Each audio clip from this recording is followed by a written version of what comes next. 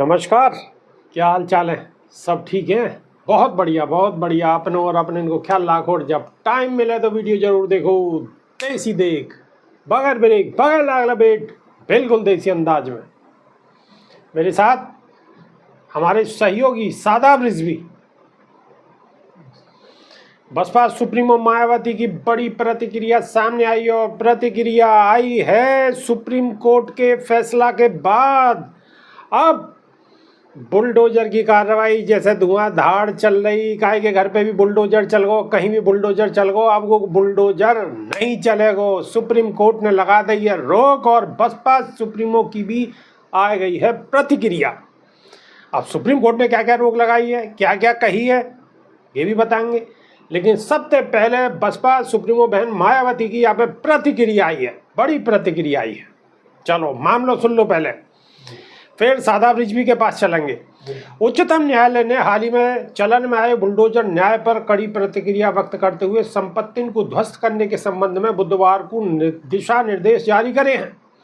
अदालत ने कही है कि कार्यपालक अधिकारी न्यायाधीश नहीं है सके, वो आरोपी को दोषी करार नहीं दे सके और उनको घर नहीं गिरा सके। यह फैसले के बाद बसपा सुप्रीमो मायावती ने प्रतिक्रिया दी है। बीएसपी चीफ ने सोशल मीडिया के जरिए प्रतिक्रिया देते हुए कही है कि माननीय सुप्रीम कोर्ट के बुलडोजर विध्वंस से जुड़े आज के फैसले व तत्व संबंधी कड़े दिशा निर्देश के बाद ये उम्मीद करी जानी चाहिए कि यूपी और अन्य राज्य सरकारें जनहित व जनकल्याण को सही व सुचारू रूप से प्रबंधन करेंगी और बुलडोजर को छायो आतंक अब जरूर समाप्त हो जाएगो। न्यायमूर्ति वी.आर. गवई और न्यायमूर्ति के.वी. विश्वनाथन की पीठ ने कही है कि लोगों के घर सिर्फ यालियां ध्वस्त कर दिए जाएं कि वो आरोपी या दोषी है तो कि पूरी तरह से असंवैधानिक होगो। न्यायमूर्ति गवई ने फैसला सुनाते हुए कही है कि महिलाएं और बच्चे रात भर सड़कों पर रहें, ये अच्छी बात नहीं है। पीठ ने निर्देश दिए हैं कि कारण बताओ नोटिस दिए बिना कोई तोड़फोड़ नहीं करी जाएगी और नोटिस जारी किए जाने के 15 दिन के भीतर भी कोई तोड़फोड़ नहीं करी जाएगी। पीठ ने निर्देश दिए हैं कि ढहाने की कार्रवाई की वीडियोग्राफी कराई जाए। पीठ ने ये भी स्पष्ट कर दिया कि यदि सार्वजनिक भूमि अनधिकृत निर्माण हो या अदालत द्वारा विध्वंस को आदेश दिए गए हो तो वहां उनके निर्देश लागू नहीं होंगे। कोर्ट ने कही है कि संविधान और आपराधिक कानून के आलोक में अभियुक्त और दोषियों को कछु अधिकार और सुरक्षा उपाय प्राप्त हैं। उच्चतम न्यायालय ने देश में संपत्ति को ढहाने के लिए दिशा निर्देश तय करने के अनुरोध वाली याचिका पर ये व्यवस्था दी है। ये खबर बसपा सुप्रीमो बहन मायावती की। अब पहुंच रहे शादाब रिजवी के पास। शादाब रिजवी, आपके पास क्या खबर है? देखिए, जो आपने खबर सुनाई, सबसे मेन और अहम खबर तो यही है कि बसपा सुप्रीमो बहन मायावती ने बुलडोज़र की जो अवैध कार्यवाही चल रही थी उस पर आवाज़ उठाई है। और सबसे अच्छी बात यह है कि आवाज़ उठाने के साथ साथ उन्होंने ये भरोसा भी जताया है कि जो बुलडोज़र की कार्यवाही गरीब और असहाय लोगों पर हो रही थी, कहीं ना कहीं उनका उत्पीड़न था। बिल्कुल, सारा मामला वेदांती उत्पीड़न का है। अब उत्पीड़न के बीच ही जो बहुजन समाज के ऊपर और ज़्यादा उत्पीड़न बढ़ता जा रहा है, उसके ऊपर एक रिपोर्ट आई है। रिपोर्ट की भी मैं बात बताऊंगा। उससे पहले एक नई खबर आपको बता देता हूं कि कल फिर बनारस हिंदू विश्वविद्यालय ने एक विवादास्पद निर्णय लिया है, जिसमें सामाजिक विज्ञान संकाय में इतिहास के सहायक प्रोफेसर डॉक्टर अशोक कुमार सोनकर की पीएचडी की डिग्री साहित्यिक चोरी के आधार पर छीन ली है। उन पर आरोप लगाया चोरी का, और सिर्फ उनका जो मामला था वो सिर्फ इतना था कि उन्होंने जो थी पीएचडी करने के लिए वहाँ पे एडमिशन ले रखा था और उनकी पीएचडी की डिग्री पूरी होने वाली थी, लेकिन बीच में ही समाप्त कर देगी। दोष क्या है विभाग जी? दोष पे आप नजर डालिए। और बहुजन समाज के लोग ये यहाँ भली भांति जान लें कि उनका दोष सिर्फ इतना है कि वो बहुजन समाज से बिलोंग करते थे। सिर्फ ये खामियाजा उन्हें भुगतना पड़ा और खामियाजा भुगतने की एवज में उन्हें अपनी डिग्री त्यागनी पड़ी, डिग्री से हाथ धोना पड़ गया है। उनकी जो है एक डॉक्टर सोनकर की थीसिस गढ़वाल राजवंश का इतिहास सांस्कृतिक अध्ययन का एक मौलिक कार्य जो था, उस पर एक रिसर्च चल रहा था। डॉक्टर की उपाधि का उपयोग करने के उनके अधिकार को अब रद्द कर दिया गया है, सिरे से बिल्कुल रद्द कर दिया। और गलती कितनी है कि वो बहुजन समाज से आते हैं। बिल्कुल, ये मामला है। अब दूसरी खबर की तरफ अगर हम आ जाएं तो दूसरी खबर में एक बहुत बड़ा चौंकाने वाला और शर्मनाक मामला सामने आया है।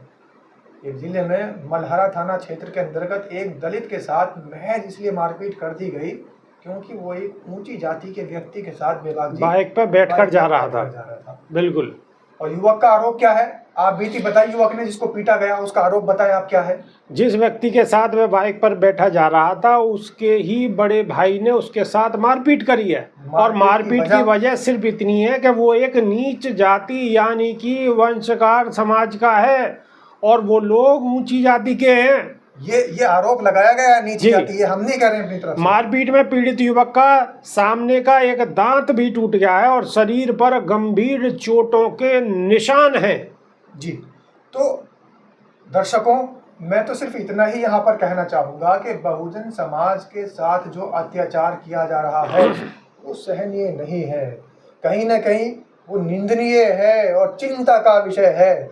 और चिंता हमें करनी पड़ेगी। अगर हमने चिंता नहीं की तो हम लोगों को ऐसे ही ख़त्म कर दिया जाएगा। बहुजन समाज पे जो आज उत्पीड़न बढ़ता जा रहा है, अभी मैं आपको आंकड़े बता दूं, उत्तर प्रदेश नंबर 1 पर आ चुका है। सरकारी रिपोर्ट आ गई है और नई सरकारी रिपोर्ट जारी की गई है जिसमें सामने आया है कि साल 2022 से लेकर अब तक SC और ST के खिलाफ अत्याचार के जो मामले हैं वो 13 राज्यों में सबसे ज्यादा देखने को मिले हैं। 13 राज्य में सबसे ज्यादा देखने को मिले। इनमें उत्तर प्रदेश से लेकर मध्य प्रदेश को नाम तो लिस्ट में टॉप पर है, जहां SC ST के खिलाफ सबसे ज्यादा आपराधिक मामले दर्ज करे गए हैं। और दलित अनुकूल है कि नई सरकारी रिपोर्ट सामने आई है जिसके मुताबिक 2022 में SC के खिलाफ अत्याचार के सभी मामले में लगभग 97.7% मामले 13 राज्यों में दर्ज कर दिए गए हैं। और सबसे बड़ी जिनमें उत्तर प्रदेश, राजस्थान, मध्य प्रदेश ऐसे अपराधन की सबसे ज्यादा संख्या दर्ज करी गई है।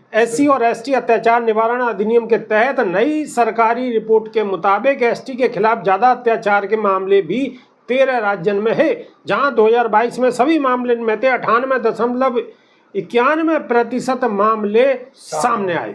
सारे मामलों को मिलाकर 55,000 से भी ज्यादा मामले दलितों के ऊपर दर्ज किए गए हैं। अब उन 55,000 मामलों में नंबर 1 पर उत्तर प्रदेश आता है। ये वही उत्तर प्रदेश है जहां पर कभी सुशासन चलता था। बहन मायावती के राज में यहाँ पर बहुजन समाज हो या कोई भी समाज हो, सुशासन की जो नीति थी वो नीति चलती थी। और जो सुशासन चलता था उसकी तारीफ आज विरोधी दल के नेता भी करते हैं। विरोधी दल के नेता हैं, वो भी बसपा सुप्रीमो के कार्यकाल की तारीफ करे हैं, आज भी करे हैं। और 2022 की जो ये रिपोर्ट आई है जिनमें 55-56 हजार लगभग मामले सिर्फ बहुजन समाज के लोगों पर दर्ज किए गए हैं, उसमें से 12 से 13 हजार मामले मात्र उत्तर प्रदेश के अंदर दर्ज किए गए हैं, जहां पर ये कहा जा रहा है कि यहाँ पर सुशासन लागू हो चुका है। और ये आंकड़े तो वो हैं जो दर्ज हैं, जो NCRB का डाटा जो दर्ज हैं। और ऐसे बहुत सारे आंकड़े हैं कि जो वहां तक पहुंचे ही ना, नीचे ही रफा दफा है जाएं या दबा दिए जाएं या डरा धमका के चुप कर दिए जाएं। ऐसे इनकी संख्या भी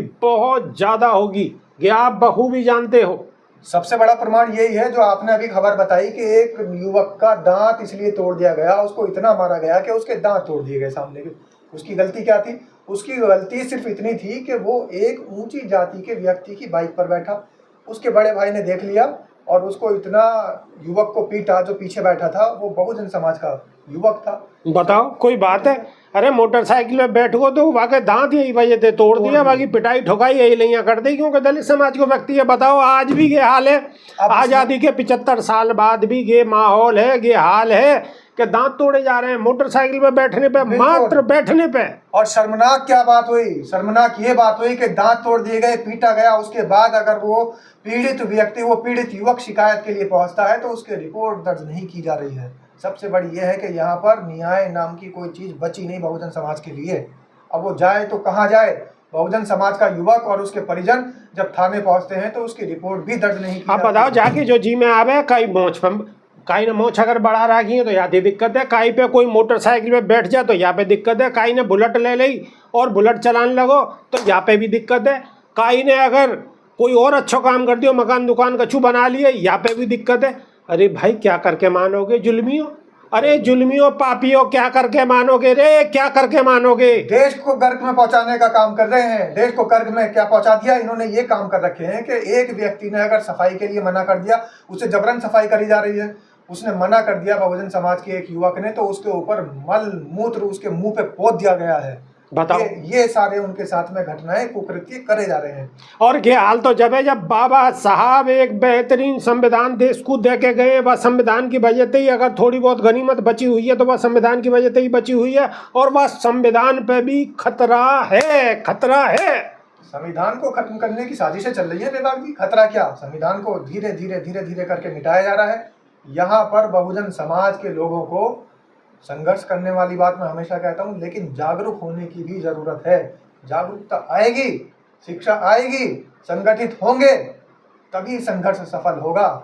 संगठित भी रहना होगा, शिक्षा भी लेनी होगी, और जागृति तो आनी ही चाहिए, और आवेगी जभी बचाव रह सके। कतई तीतर बन के रहनो पर वो इन जुल्मिनते, और नहीं ऐसे नहीं रह पाओगे कतई, बिल्कुल चौकस। एक नज़र संविधान पे और एक नज़र शिक्षा पे लगानी पड़ेगी, और एकजुटता बढ़ानी पड़ेगी। ऐसे काम नहीं चलेगा कि कछु बट गए इधर गु, कछु बट गए इधर गु, कछु चले गए इधर गु और कछु चले गए इधर गु, बीच में ठंठन गोपाल, कछु ना लेना ना देना, ठाली मरे हुसैन, काम खत्म। अगर ऐसे बट गए तो सब के सब गए, कोई नहीं बचेगा, सबको नंबर आवेगो। एकजुटता ही एक मूल मंत्र है बचने को, आगे बढ़ने को। एकजुट रहो, हर कीमत पर एकजुट रहो।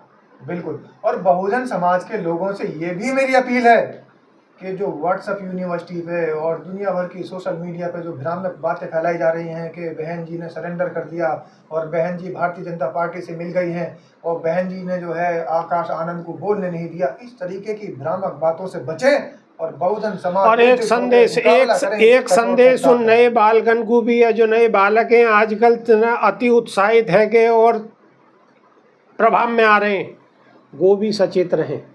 वो भी सचेत रहने की उन्हें सख्त आवश्यकता है। हर कीमत पे आप मेरे इशारा समझ रहे होगे, मैं अपने मुंह से ज़्यादा बात करके वह बात को आगे नहीं बढ़ाना चाह रहा। समझदार को इशारा ही काफ़ी है। बिल्कुल, और समझदार को इशारा काफ़ी है। मार्केट में बहुत सारे ऐसे लोग आ गए हैं जो बरगलाने का, बहकाने का और भटकाने का काम करेंगे। आगे तो आप समझ गए होगे, अभी के नहीं आ, सिर्फ इतना ही। दूसरी वीडियो में फिर रूबरू होंगे, जब तक के नहीं आ, देसी रेख बिगर ब्रेक बगैर लाग लपेट, बिल्कुल देसी अंदाज में। और अंत में यही अपील है कि वीडियो को ज़्यादा से ज़्यादा अपने लोगों में शेयर करें, जिससे कि ये बात दूर दूर तक फैल सके और जागरूकता बढ़ सके। तब तक हमारा वही अंदाज। जय हिंद, जय भीम, सत श्री अकाल, आदाब। मेरा नाम है शादाब। बहुत बहुत धन्यवाद, नमस्कार।